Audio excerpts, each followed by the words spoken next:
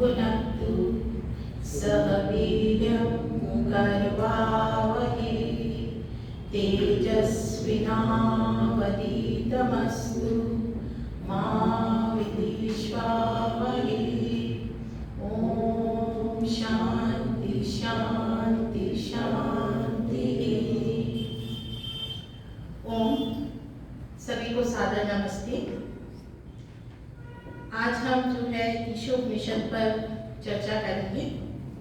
तो आइए हम सब मिलकर ईशोपनिषद का जो शांति मंत्र है उससे शुरुआत करते हैं।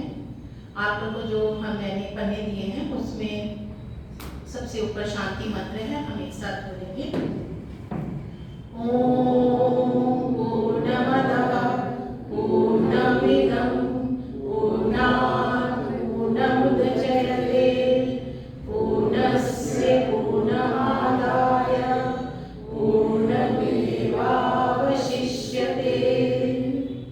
अर्थात वह परम पुरुषोत्तम परमात्मा सभी प्रकार से पूर्ण है और ये जगत भी पूर्ण है।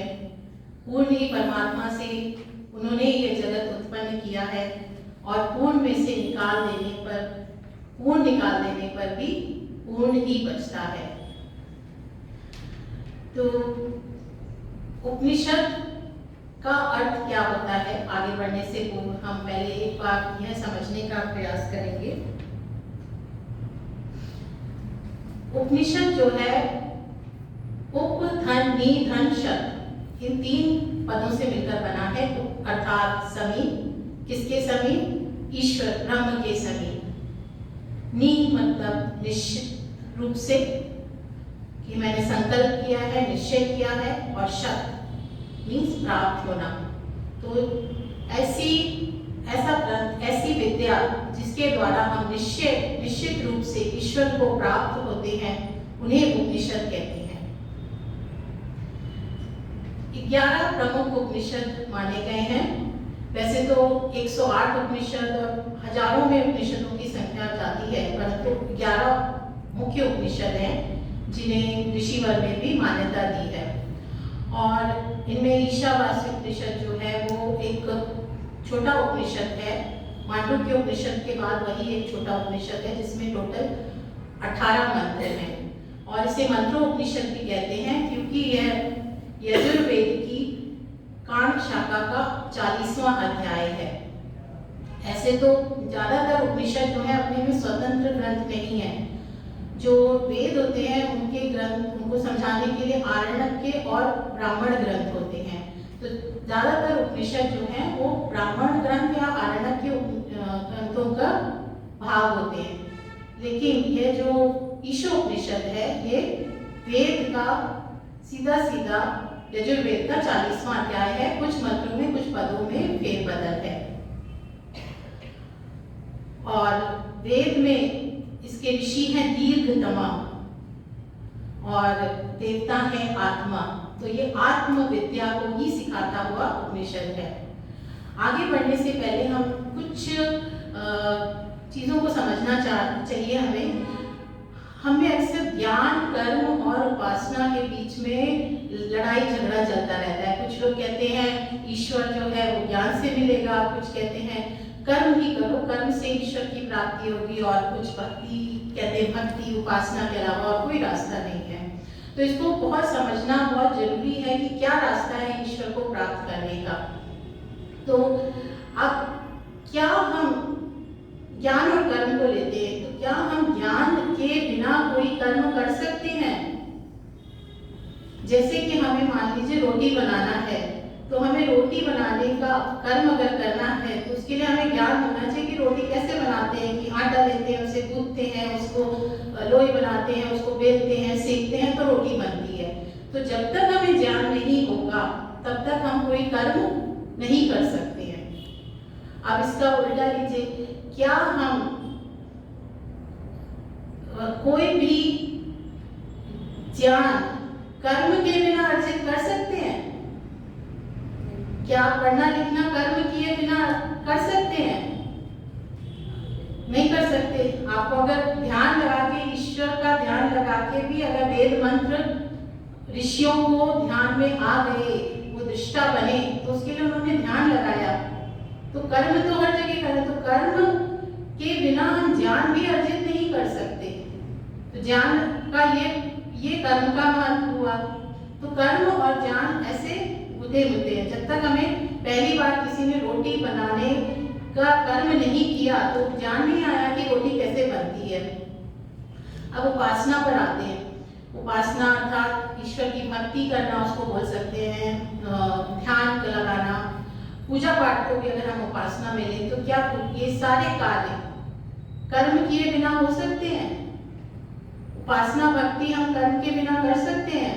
आप किसी भी भक्ति काल के मध्यकालीन युग के संत को लीजिए, मीराबाई को लीजिए, सूरदास,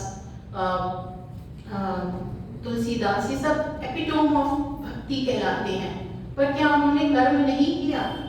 कर्म किया तभी तो उनमें भक्ति भी तो कर्म ही है। ध्यान लगाना एक कर्म है ना। फिर अब आते हैं कि ज्ञान कितना महत्वपूर्ण है भक्ति में। तो अब हम कहीं जा रहे हैं, एक रास्ता में ईश्वर की तरफ ले जाता है, दूसरा रास्ता गलत रास्ते खाई में जा रहे हैं, खाई में ले जा रहा है। तो जब तक हमें इसका ज्ञान ही नहीं होगा कौन सा रास्ता सही है, हम कुछ कर्म कर लें और गलत रास्ते पे चले जाएं तो हमारी भक्ति क्या भक्ति कहलाएगी, उपासना कहलाएगी? तो सही मार्ग पे चलने के लिए हमें ज्ञान आवश्यक है। सही भक्ति करने के लिए, सही उपासना करने के लिए हमें ज्ञान आवश्यक है। तो ज्ञान, कर्म और उपासना ये तीनों में इस तरह गुत्थम गुत्था है, ये तीनों चीजें एक दूसरे में। और उपनिषद जो है वो इन तीनों को एक साथ लेकर चलते हैं, उनमें किसी की भी अवहेलना नहीं की है। हम अपने जो सांसारिक उसमें है उसमें तो हम बहुत कह सकते हैं कि मैं भक्ति प्रधान हूँ, मैं कर्म प्रधान हूँ, मैं ज्ञान प्रधान हूँ। हम कहते हैं ना सर मेरा तो ज्यादा ज्ञान है, नहीं चाहिए, इतना पढ़ लिया बस बहुत है, अपने को ईश्वर की भक्ति करने दो। परंतु एक जो सच्चा ब्रह्म ज्ञानी है उसके लिए ये तीनों चीज बराबर है। जब तक तीनों को हम नहीं लेकर चलेंगे हम ईश्वर प्राप्ति नहीं कर सकते। और यही सारे उपनिषदों में हमें बहुत अच्छे से बताया गया है। और अब अगर हम ईशोपनिषद की बात करें तो यह तो एक ऐसा उपनिषद है ना जिसमें कि ब्रह्म विद्या बहुत ही प्रैक्टिकल तरह से समझाई गई है। तो मैंने आपको जो पेज दिया उसमें देखिए 18 मंत्र हैं। इनको हम 4 भागों में बांट सकते हैं। आज हम पहले के 3 मंत्र लेंगे, पर हम समझते हैं कि इनको किस तरह 4 भागों में बांट सकते हैं। तो जैसे पहला मंत्र है उसमें ज्ञान बताया गया है कि क्या हमें क्या है ये जगत, क्या है ईश्वर, कैसे करना चाहिए। दूसरे मंत्र में कर्म बताया गया है। तीसरे मंत्र में कर्म का क्या फल होता है, पुनर्जन्म बताया है। तो सारा सार इधर बता दिया। उसके बाद 4, 5 और 8वें मंत्र में ईश्वर का स्वरूप बताया गया है। फिर वहाँ ज्ञान है कि ईश्वर कैसा है, उसका स्वरूप बताया गया है। और उस ज्ञान का क्या फल होता है वो 6 और 7 में बताया है कि ये एक बार ईश्वर का हमें ज्ञान हो जाए तो हम हर आत्मा में, हर जीव में एक आत्मा देखते हैं, परमात्मा को देखते हैं, और एक हम अपने जैसी एक आत्मा को भी देखते हैं। तो एकत्व आता है हमारे अंदर, समान भावना आती है। और उससे क्या होता है कि हम जो मोह, शोक आदि के विचार हैं उनसे दूर हटते हैं। तो वो बताया है। फिर 9, 10, 11 में विद्या अविद्या के बारे में बताया है। और 12, 13, 14 इसमें संभूति असंभूति के बारे में बताया है। इसको हम डिटेल में किसी और सत्र में लेंगे। तो यहाँ 2 विरोधाभास चीजों को साथ में दिया, बताया कैसे उनके समन्वय से ही हम मृत्यु से पार होंगे और अमृत की प्राप्ति करेंगे। तो ज्ञान हो गया, उसके बाद उसको और लॉजिकल ढंग से ज्ञान को समझाया है कि कैसे हम उसको प्राप्त कर सकते हैं। और जो 15वां मंत्र, 15वां, 16वां, 17, 18वां, इन मंत्रों में फिर हमें ईश्वर से प्रार्थना की गई है। बस उपासना है, प्रार्थना है कि हे ईश्वर तुम हमें बचा लो, त्राहिमाम, मुझे बचा लो, ये संसार जो है असत्य से ढका है, मैं तुम्हारे स्वरूप को नहीं देख पा रहा हूँ। पुकार है और कि मुझे समझ में आ गया है कि ये शरीर जो है भस्म होगा, भस्मांतम शरीरम। हमारी जो आत्मा है वो अमर है, अमृत तत्व है आत्मा, कभी नहीं मरेगी, और जो शरीर है वो भस्म होगा। फिर लास्ट का जो मंत्र देखिए आप, उसमें है अग्नि नय सुपथाराये अस्मान, हम जो है सब इसकी प्रार्थना उपासना के आखिरी मंत्र में इसको बोलते हैं कि अग्नि स्वरूप ईश्वर मुझे आगे ले चलो, मुझे कुटिलता से पाप रूप कर्मों से दूर रखो, तुम ही कर सकते हो ये कार्य। हे ईश्वर मुझे अपने समीप ले आओ। तो ये इतना सुंदर उपनिषद है, इसको हम आगे अब पढ़ेंगे, समझेंगे, इस पर चर्चा करेंगे। तो मैं चाहूँगी कि आप लोग और भी सेशंस जो होंगे उसको अटेंड करें और इसके मंत्रों को हम याद करने का भी प्रयास करेंगे। तो मैं एक धारा प्रवाह बोल गई, उससे पहले मैं कुछ कहना चाहती थी, क्षमा चाहती हूँ। यह मेरा सौभाग्य है कि मैं जो भी अध्ययन कर रही हूँ वो आप सबके समक्ष रख पाती हूँ। इस समाज ने मुझे वो हमेशा अवसर दिया है और मैं कोई वैदिक विद्वान नहीं हूँ। जो भी गलतियाँ करूँ मैं, उस त्रुटियाँ हूँ, उसको प्लीज़ मुझे बताइए, मैं उन्हें सुधार सकूँ। और यह ईश्वर की कृपा है कि मैं महर्षि दयानंद जी के इस दिखाए वैदिक मार्ग पर आज चल पा रही हूँ और समाज में रहने के कारण मेरा श्रेष्ठ विद्वानों से संपर्क रहता है। उनके अमूल्य वचनों को शास्त्रों में से जो बताते हैं उनको मैं सुन समझ पाती हूँ। आज का जो प्रवचन है वो मैंने श्री सत्यव्रत सिद्धांतालंकार जी की, महात्मा नारायण स्वामी जी की, स्वामी जगदीश्वरानंद जी की और अभय देव शर्मा जी की इनकी पुस्तकों को मैं ईशोपनिषद को पढ़कर और मुनि सत्यजीत जी की, विश्वाम स्वामी जी की, स्वामी विवेकानंद जी आदि के जो YouTube प्रवचन है उनको सुनकर बनाया है। और मेरा इन आचार्यों को नमन, मैं कृतज्ञ हूँ उनके इस विद्यादान के लिए।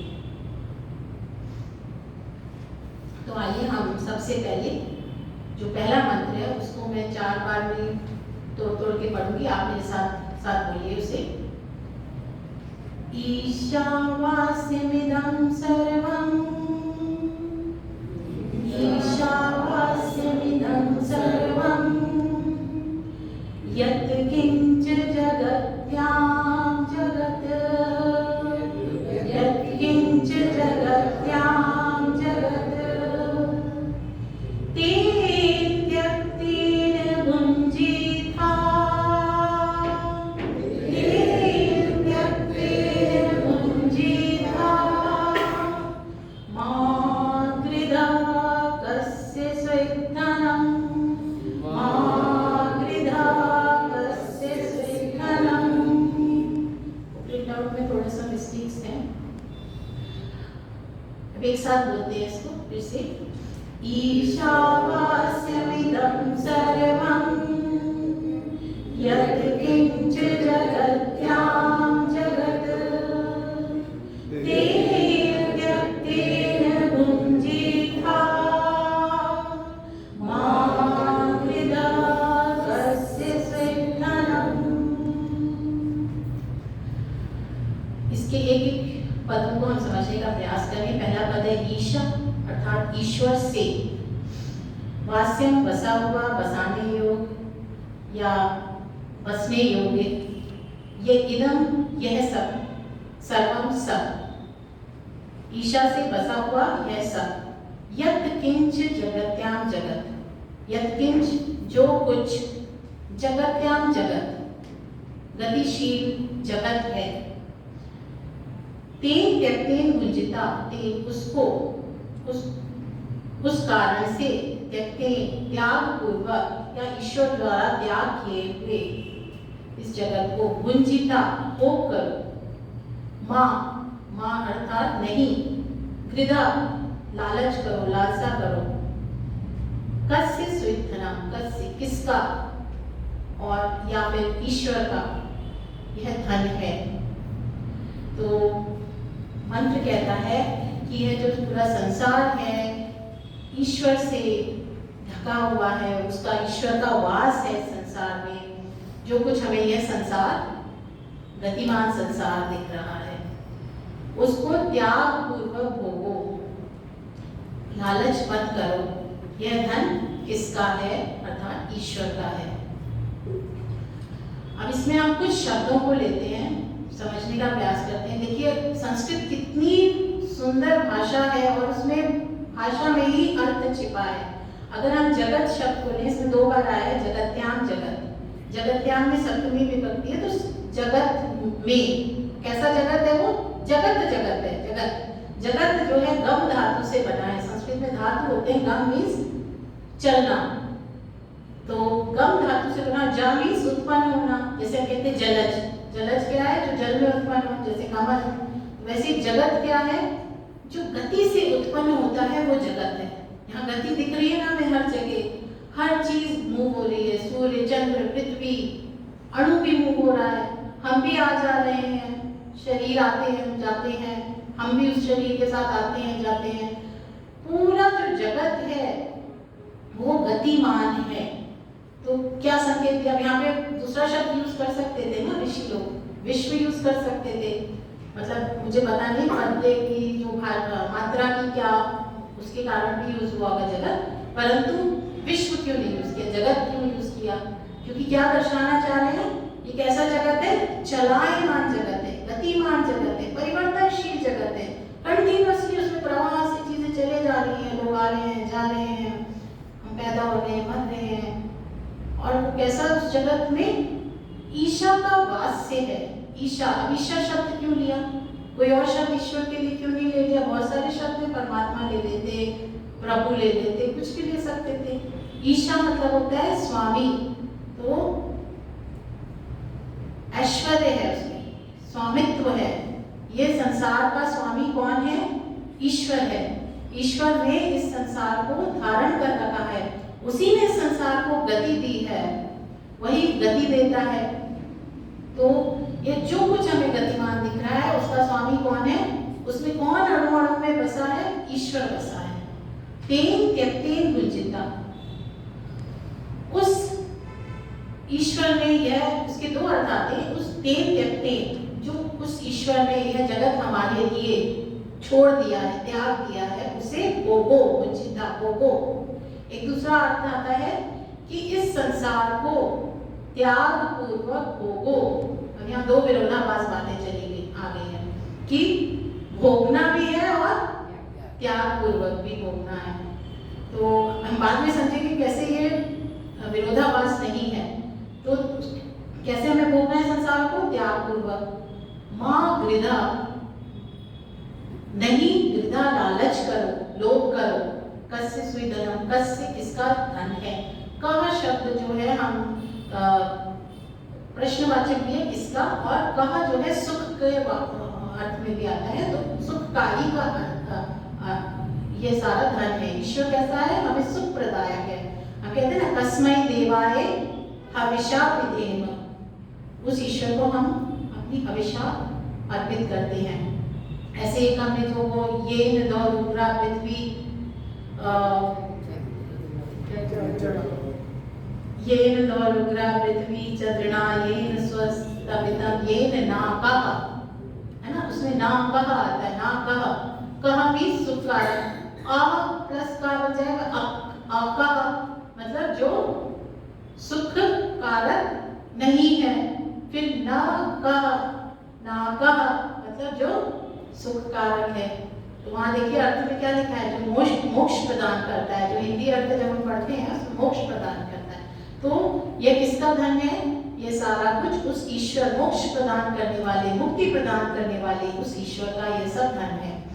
तो यहाँ पर जो भावना दी है कि हमें किस प्रकार भोग करना है, एक ट्रस्टी की तरह इस संसार को भोग करना है।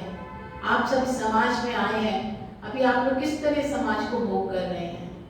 क्या यहाँ पे जो आप चेयर्स पे बैठे हैं उन्हें ले जाएंगे, उनको यूज कर रहे हैं, ऐसे कैसे छोड़ के जाएंगे? यहाँ पे माइक यूज कर रहे हैं, स्थान यूज कर रहे हैं, सब चीजें यूज कर रहे हैं, ऐसे छोड़ के जाएंगे। तो इसी प्रकार की भावना से हमें इस संसार का भोग करना है। जो अगर ये सीख जाए हम भोग करने की कला, तो वही आर्ट ऑफ लिविंग है। त्याग करने की कला, त्याग पूर्वक भोगने की कला जो है वही आर्ट ऑफ लिविंग है। और हमारी कई सारी समस्याओं का ही इससे हल हो जाएगा।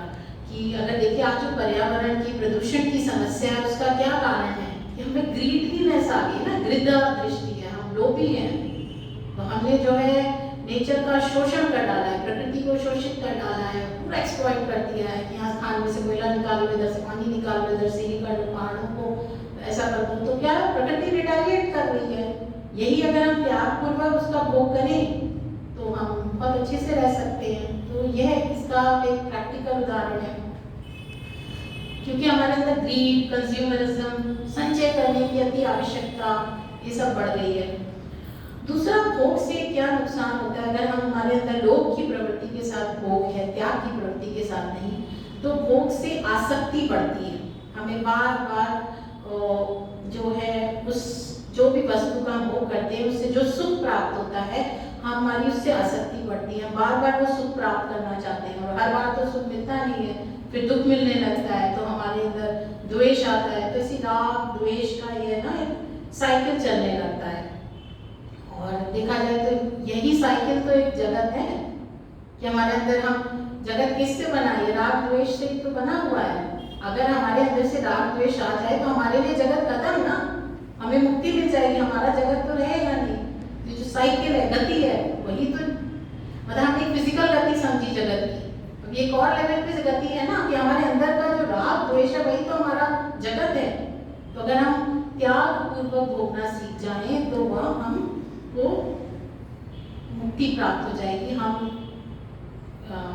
इस भावना से कि सब कुछ ईश्वर का है उस प्रकार होंगे। एक जो प्रेरणा आती है इस मंत्र में कि ईश्वर जो है अणु अणु में बसा हुआ है, सर्व अर्थात वो सर्वव्यापक है, तो हमें हर समय वो देख रहा है, हमारे हर कर्मों को देख रहा है। तो अगर हम इस भावना से कोई भी कर्म करेंगे कि ईश्वर हमें देख रहा है, तो क्या हमें एक्सटर्नल सीसीटीवी कैमरास की जरूरत होगी? उसके तो कैमरे हर जगह लगे हुए हैं। तो ये एक संदेश आता है इस मंत्र से।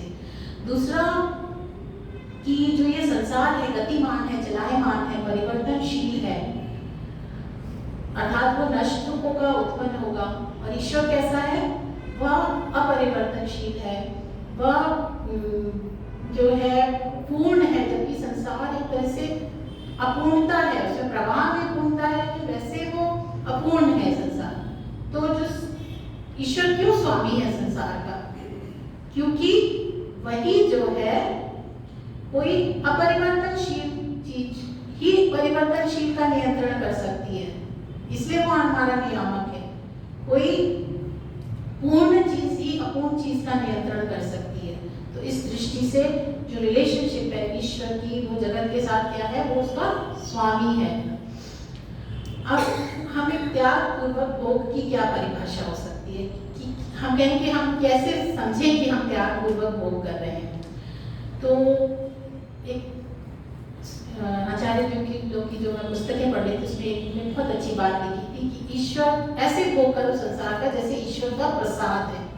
जैसे हम मंदिर में जाते हैं, हम प्रसाद अर्पण करते हैं, उसमें से थोड़ा सा प्रसाद हमें वापस मिल जाता है।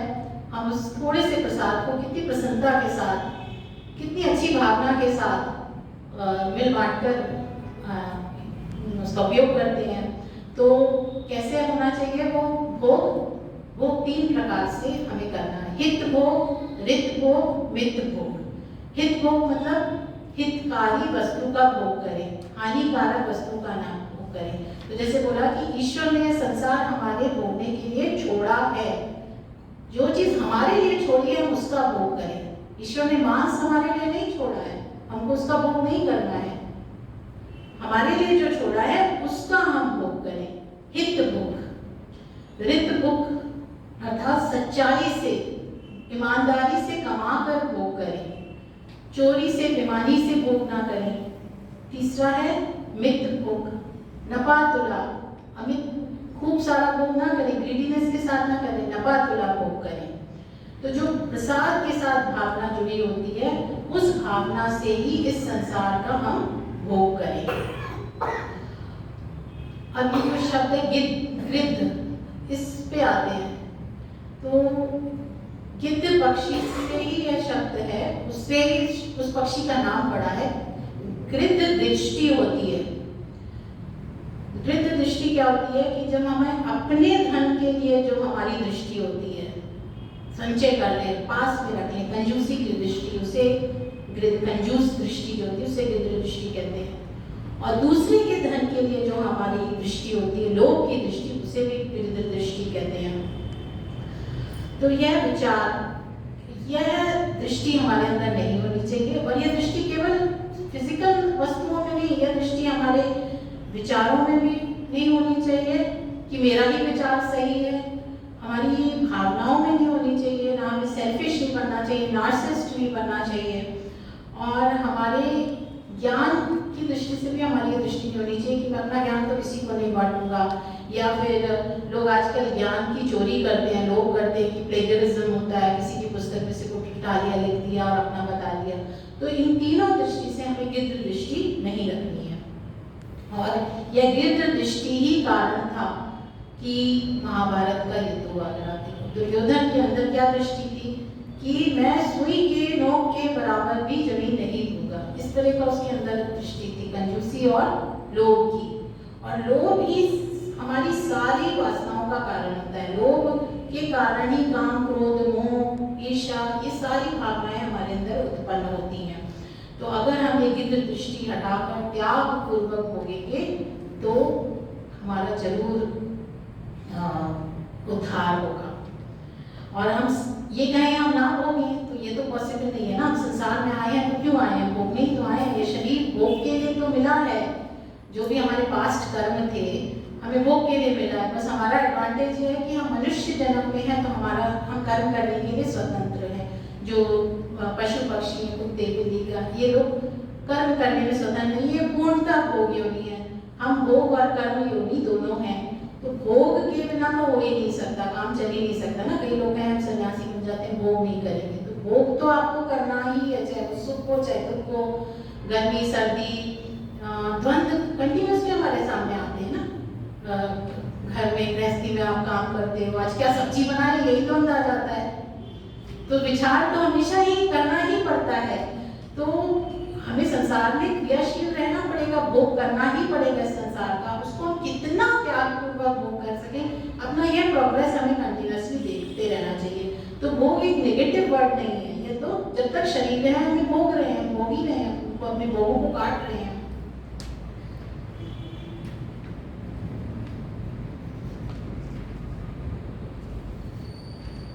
तो हमें जो संसार है उसको साधन मान के, हम साधक हैं और ईश्वर को साध्य मानना है। तो इस मंत्र में एक जो बात भर के आती है कि संसार, ये जो सब हम देख रहे हैं कितनी चीजों से बना है, त्रैतवाद साफ भर के आता है। ईशावास्यम इदं सर्वम, तो एक क्या है? ईश्वर है। एक ईश्वर है संसार में।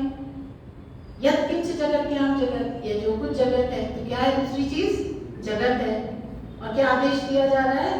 तेन त्यक्तेन भुजिता मां विदा कस्य स्वेदनम, उसको त्याग पूर्वक भोगो। अभी किसको दिया जा रहा है आदेश?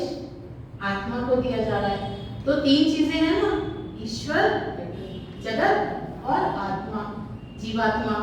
तो ये तीन सेपरेट एंटाइटीज ये मानी जाती है त्रैतवाद में, जिसको हमारे समाज में मानते हैं।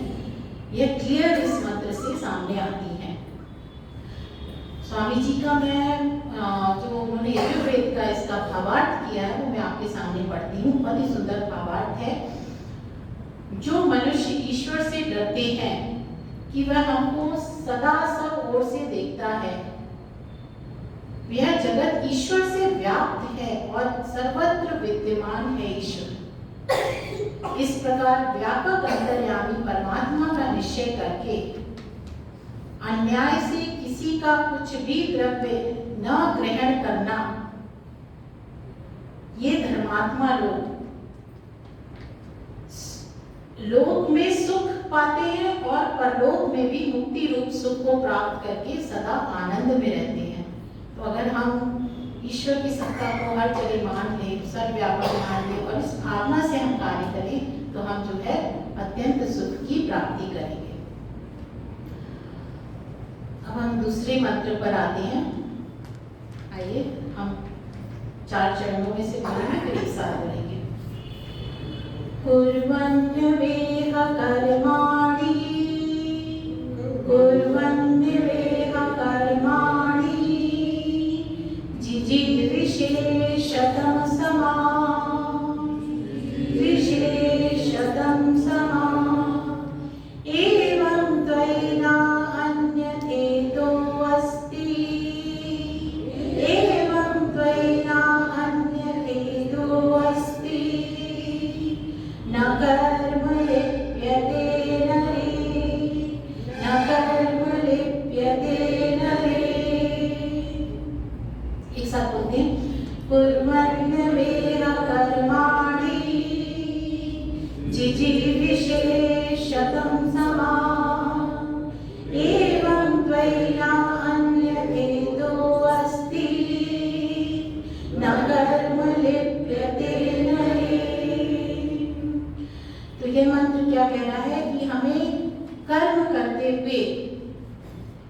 वर्ष तक जीने की इच्छा करनी चाहिए।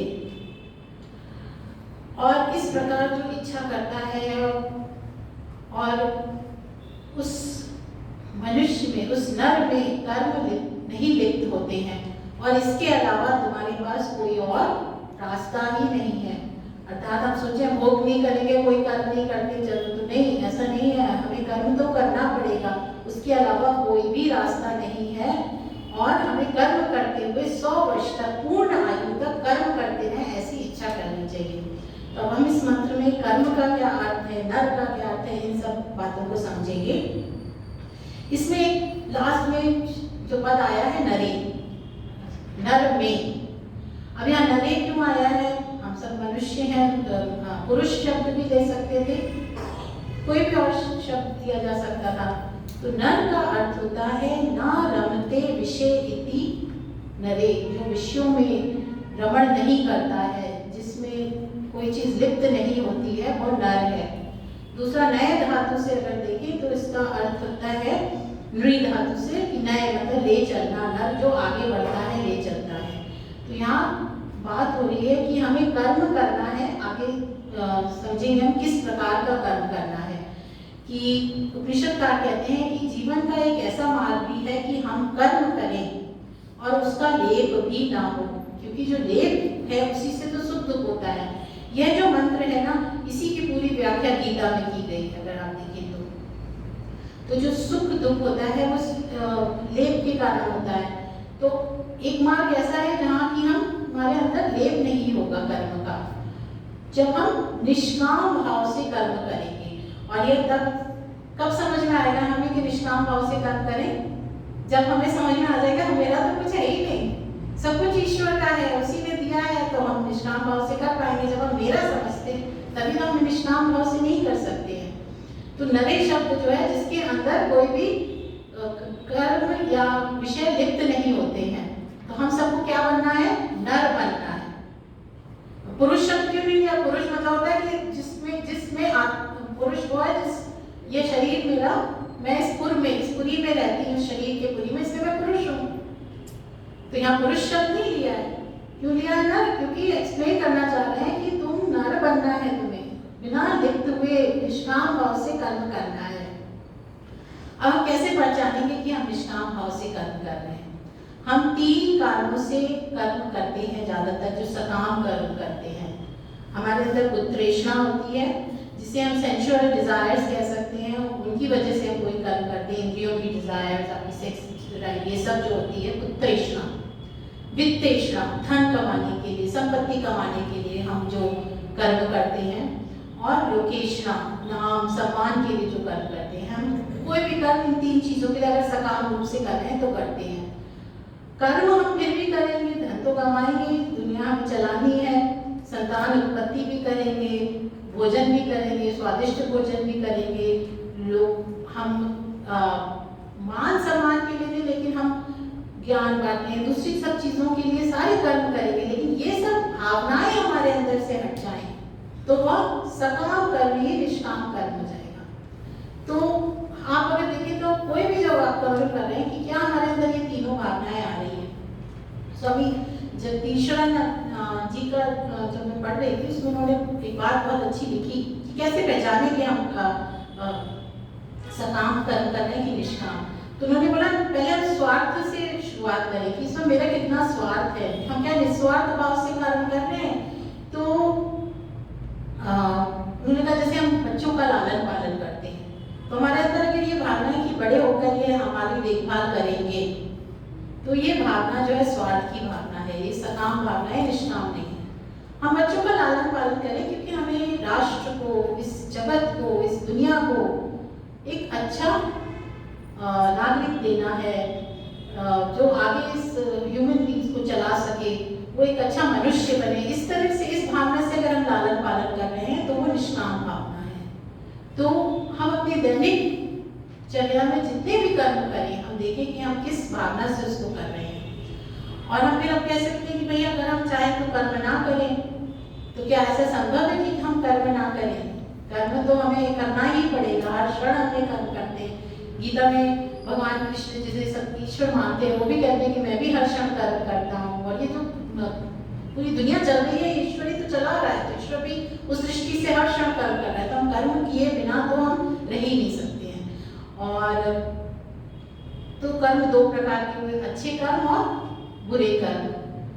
तो हमें बुरा कर्म तो पूरी तरह निषेध है, करना ही नहीं है। अच्छा कर्म में सकाम और निष्काम, तो हमें सकाम कर्म करना नहीं है, निष्काम कर्म करना है।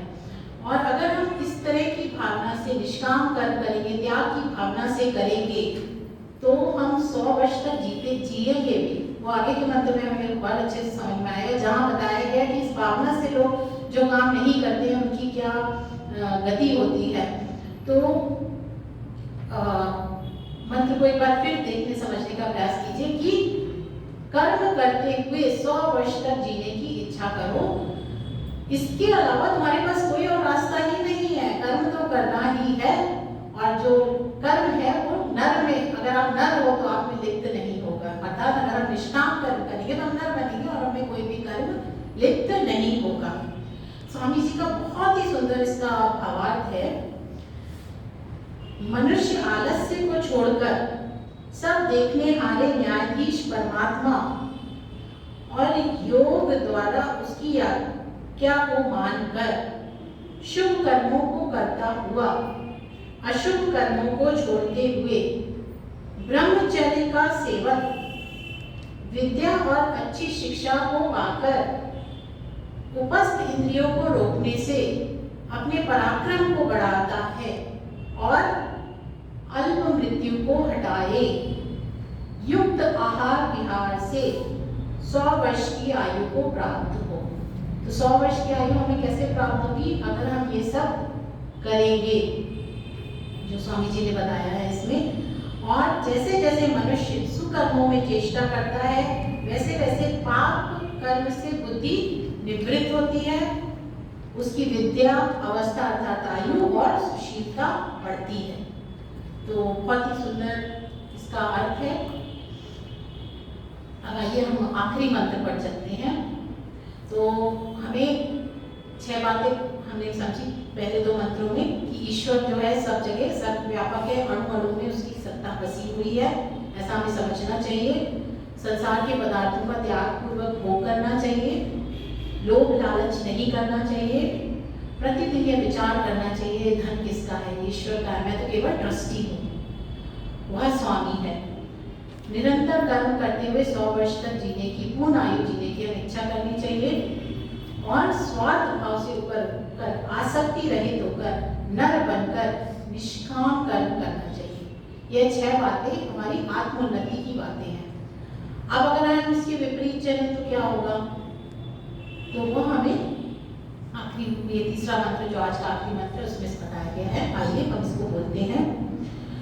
असूर्यानां ते लोका, असूर्यानां ते लोका, अंधेन तमसावृता, अंधेन तमसावृता, तास्य ते प्रेत्या विगच्छन्ति, तास्य ते प्रेत्या विगच्छन्ति, ये के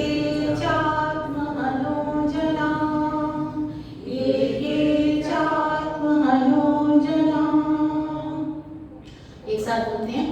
असूर्यानां ते लोका, अंधेन तमसावृता, तास्ते प्रेत्या विगच्छन्ति, ये चात्मनो जना। अब इसमें आया है लास्ट में, अगर देखिए आप, ऐसे लोग जो आत्म अनोजना, आत्मा का हनन करने वाले लोग,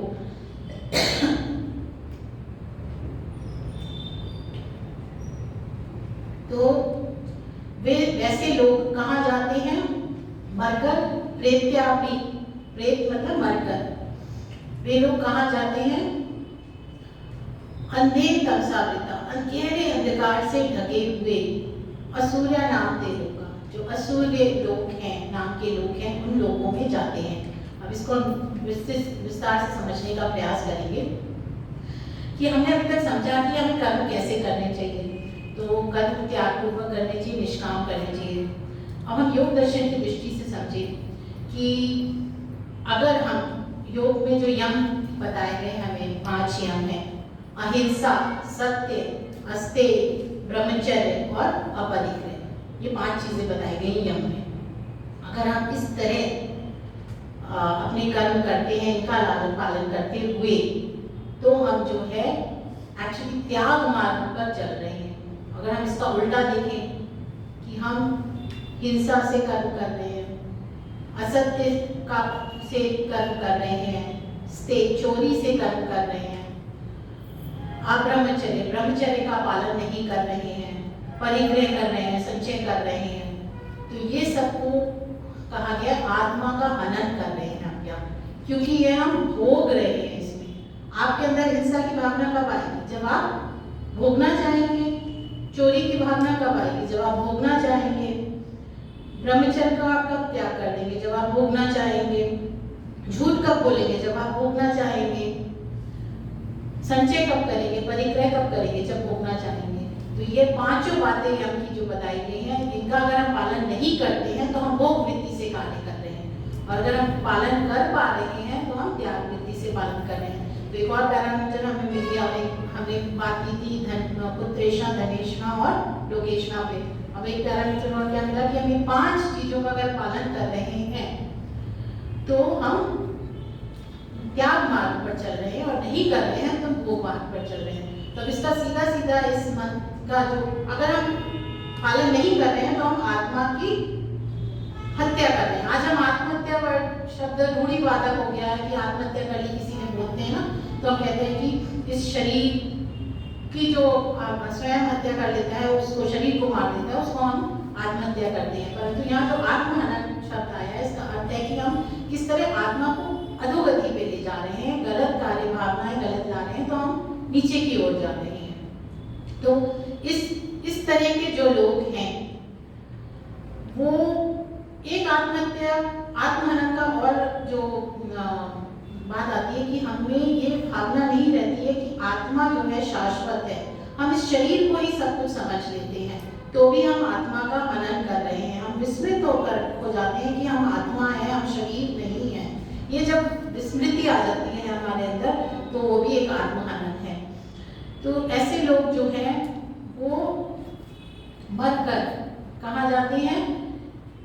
असूर्य नाम के लोगों में जाते हैं। जो असूर्य वर्ड शब्द यहाँ पर आया है, असु का अर्थ होता है प्राण या ऊर्जा, और जो ऊर्जा के प्राण के उपासक होते हैं, शरीर के उपासक होते हैं, शक्ति के उपासक होते हैं, उनको असुर कहते हैं। तो शक्ति के उपासक लोग अर्थात जो प्राणों के शरीर के पोषण में ही लगे रहते हैं।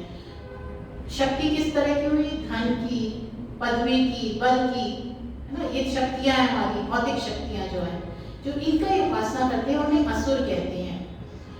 तो ये सब शक्तियों की हम उपासना करते हैं तो वो कर रहे हैं फिर से। तो वो जो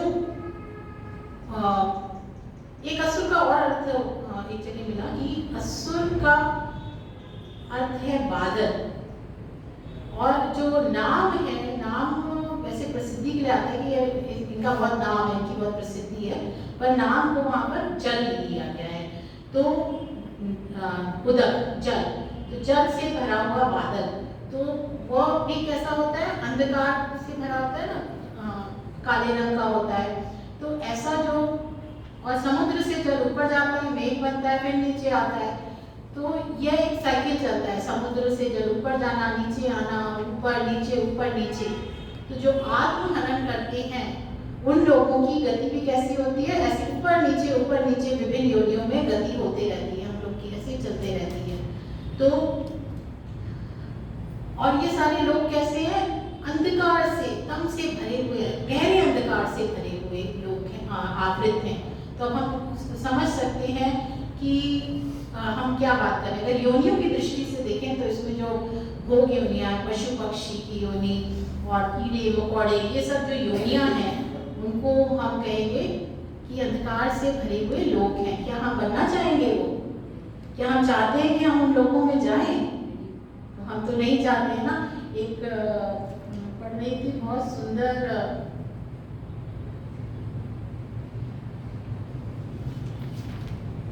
आती है